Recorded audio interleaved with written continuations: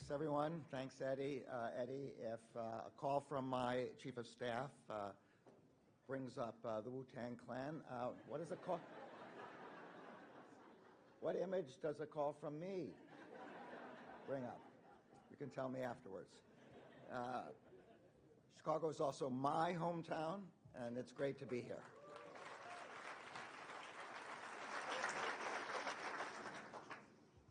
Almost 3 years ago, when I had been Attorney General for just a few months, I came to Chicago to meet with law enforcement and community partners.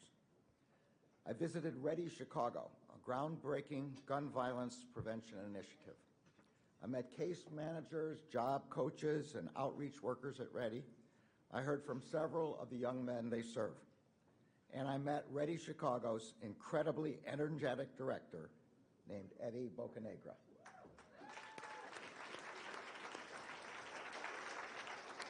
At that time, this community, like so many across the country, had spent a long and difficult year grappling with a sharp spike in violent crime.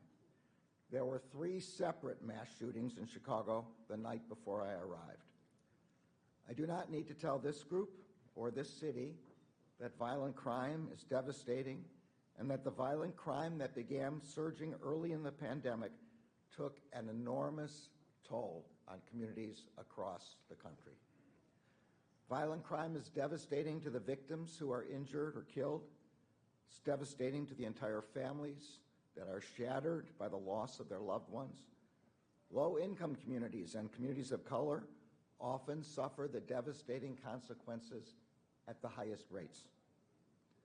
Violent crime is also devastating to law enforcement officers who risk their lives to protect their communities. And it's devastating for the families of the law enforcement officers who share in their enormous sacrifice. Violent crime is not just a threat to people's physical safety.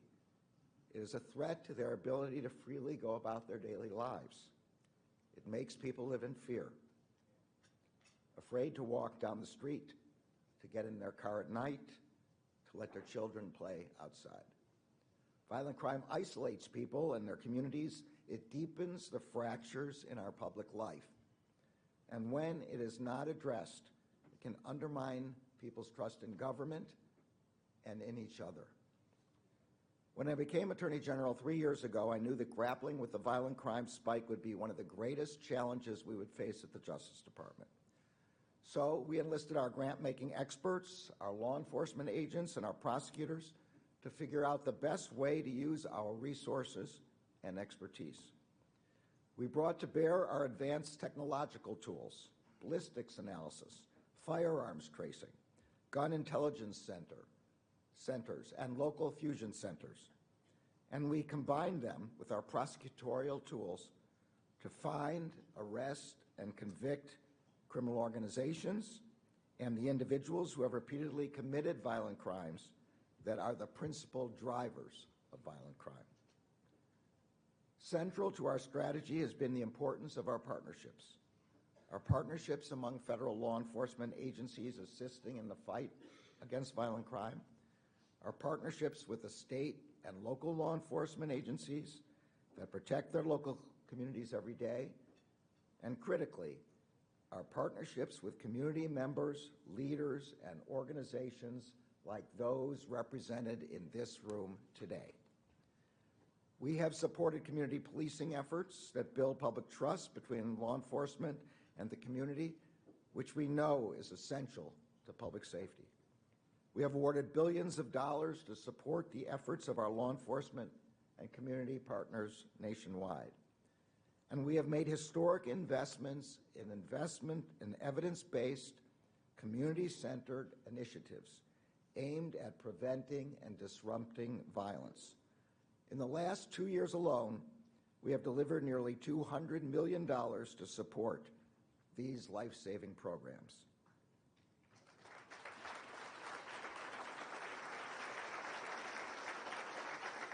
We have so much more to do. The Justice Department will not rest until every person in every neighborhood, in every community is safe from violent crime, and I know that you will not rest either. But today, I want to do something that I wish I could do more often. That is to focus on some good news. Thanks in part to the hard work of the people in this room and so many others outside it, we are starting to see meaningful results in the effort to reduce violent crime.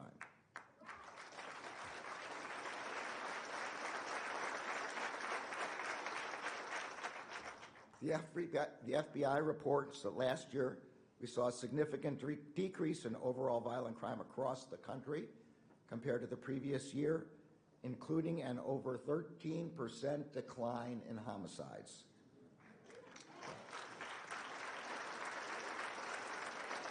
That is the largest one-year decline in homicides in 50 years.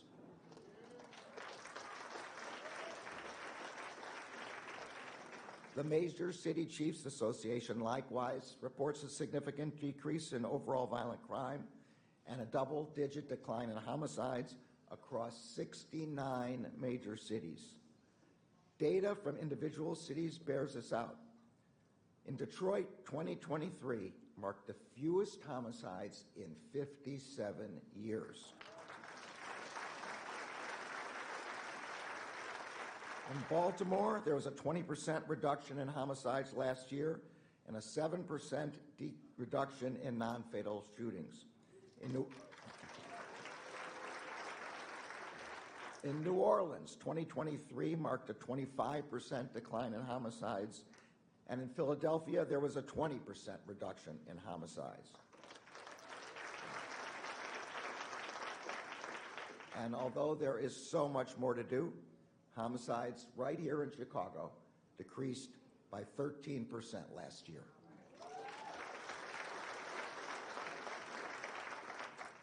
These declines are not just abstract statistics.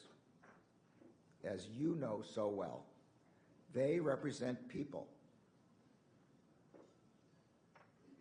People who are still here to see their children grow up, to work toward fulfilling their dreams, and to contribute to their communities.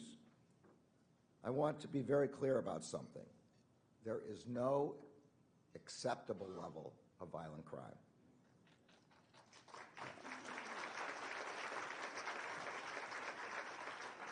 Too many communities are still struggling, and too many people are still scared.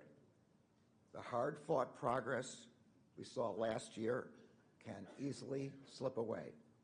So we must remain focused and vigilant. But I also know that it's time to thank the people who have contributed to this progress. Our state and local law enforcement partners, our federal law enforcement agencies, and critically, all of you. Those in this room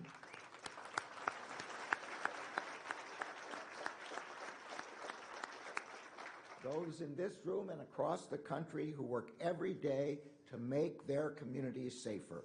Thank you. Everyone in this country deserves to be safe and to feel safe in their community. Every person in every neighborhood deserves to be protected and to feel protected. That is why the Justice Department is not easing up on our efforts to reduce violent crime. In fact, today we are doubling down. Today I am announcing that the department will be making a $78 million investment in community violence intervention programs and research.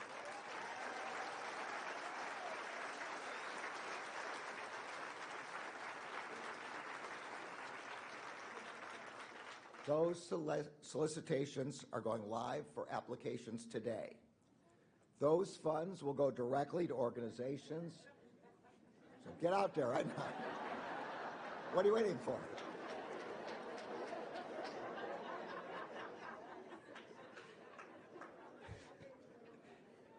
Those funds, now no one's going to listen to the rest of the speech. Those funds will go directly to organizations like those represented in this room that are making strides in driving down violent crime and building community trust across the country.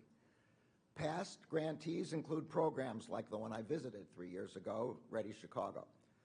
A recent study of the READY program noted a 65% decline in shooting and homicide arrests among participants over the course of 20 months. And among participants referred by outreach workers, the study found a 79% decline in arrests and victimizations for shootings and a 43% decline in homicides.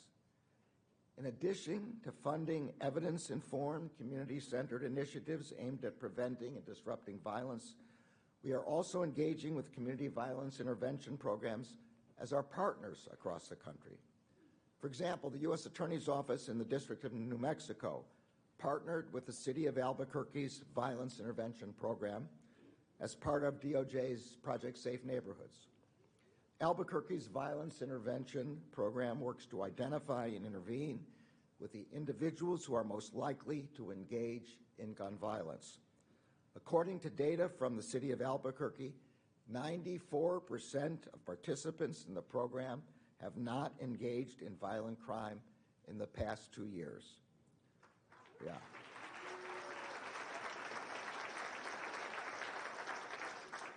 The Justice Department is committed to continuing to make historic investments in community violence intervention, and I am personally committed to making sure that those of you in this room and our partners across the country who are protecting our communities get the support you need and deserve.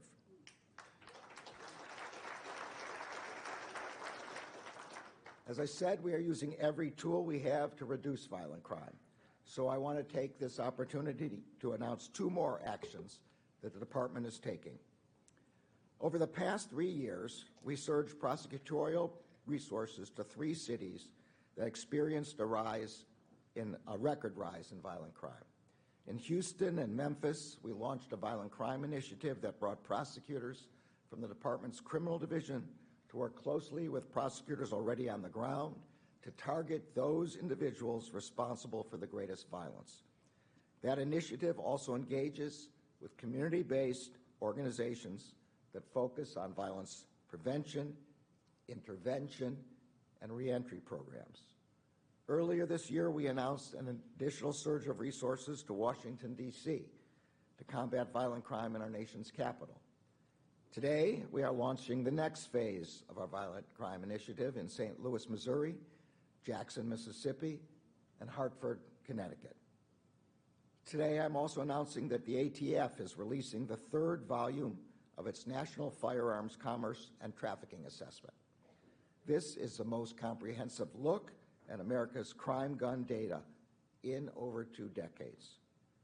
The report finds that the flood of illegal guns into our communities is increasingly driven by individuals who sell guns without a license and who do not conduct background checks on their sales.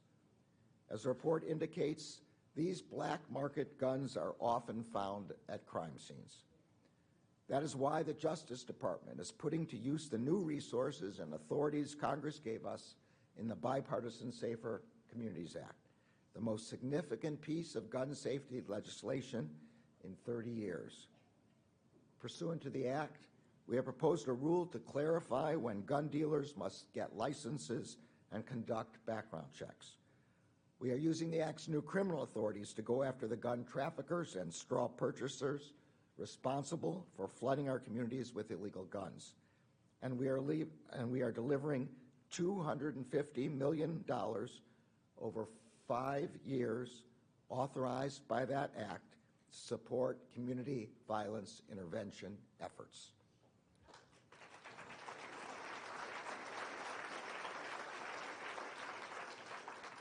These efforts represent just a fraction of the work that our grant-making experts, prosecutors, and law enforcement agents are doing every day to help protect our communities. And there will be more to come. No one at the Justice Department, and I know that no one in this room, will rest until every person in every community is safe from violent crime.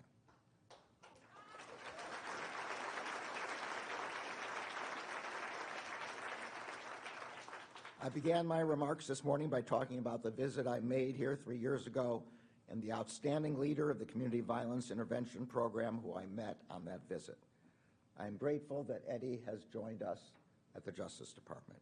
Speaking for all of us at DOJ, Eddie, thank you for the enormous contributions to advancing our community violence intervention work that you have made and that you will continue to make.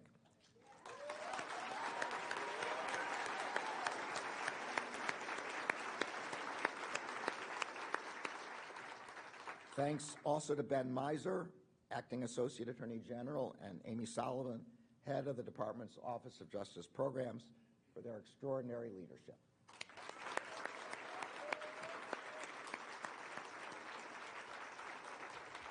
And thanks to the entire OJP team who have worked tirelessly to put this summit together and who helped drive the department's efforts to protect communities across the country day in and day out.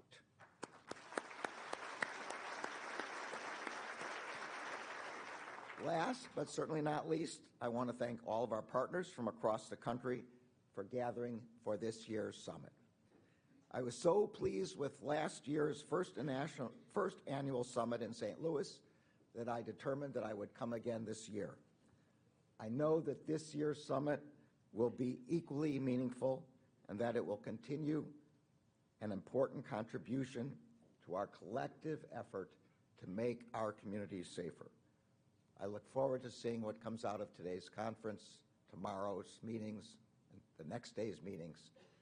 I'm sure it will be great, and I thank you again all for coming.